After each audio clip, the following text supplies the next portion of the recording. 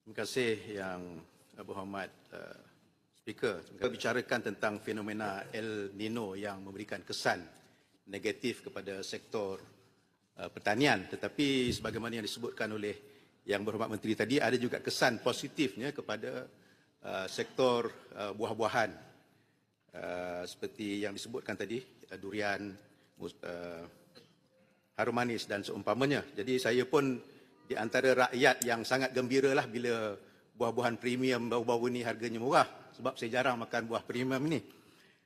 Tapi sudah tentu tidak kepada penanam dan juga pengusaha.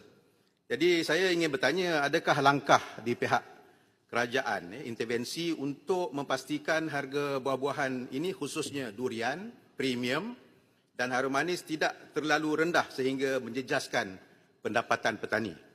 Dan yang kedua, lambakan durian ini adalah satu contoh bila mana lambakan bekalan ini boleh menurunkan harga sesuatu barangan keperluan.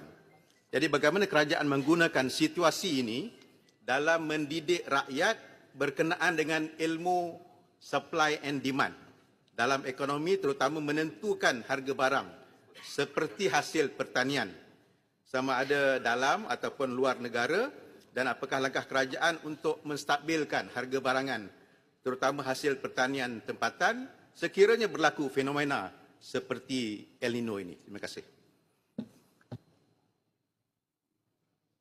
Memang kita dari segi tabung bantuan bencana pertanian ini sentiasa kita hidupkan dari masa ke semasa.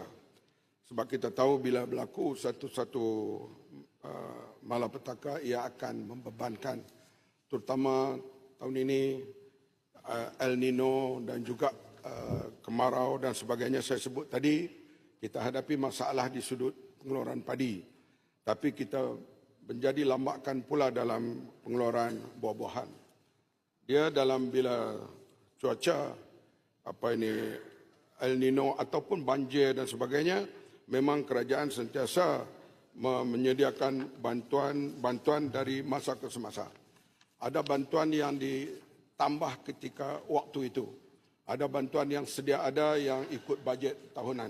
Semua ini kita akan melihat keperluan-keperluan supaya ianya dapat terus menjamin, terutama sekali pada penternak, nelayan, petani dan sebagainya. Sebab itu kita dari segi kualiti, kita kena membanyakkan ekspor. Baru ini perundingan dengan kerajaan Thailand misalnya, bagaimana kita nak ekspor barang-barang kita secara cepat ke negeri China melalui jalan kereta api.